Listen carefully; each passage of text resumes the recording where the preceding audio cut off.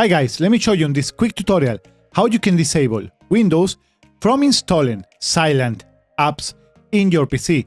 This is the apps that Microsoft is going to install without asking you permission to do it so.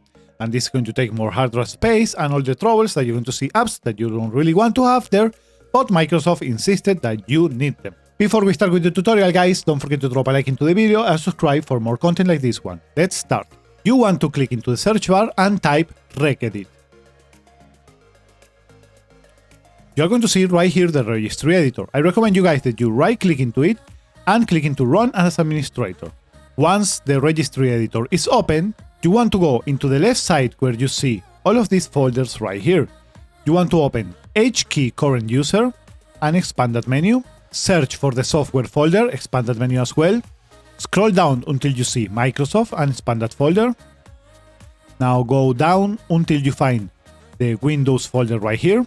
Expand that menu as well. And from here you have to search the current version folder, open it. And in here where you see Content Delivery Manager.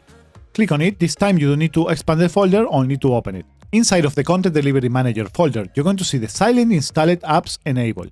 Now, if you don't see this right here, you want to right click anywhere empty, click into new, the word 32-bit value, and to create it with this title right here, silent installed apps enabled. But if you have it, what you want to do is to double click into it. And when this small edit window gets open, you want to change the value data from 1 to 0 and click into OK. Now you can close the registry editor and restart Windows so these changes take effect. Another option that you can do this, but I don't really recommend it because anytime you update Windows they can change this option, is into the settings menu. From here on the left side you want to go to privacy and security.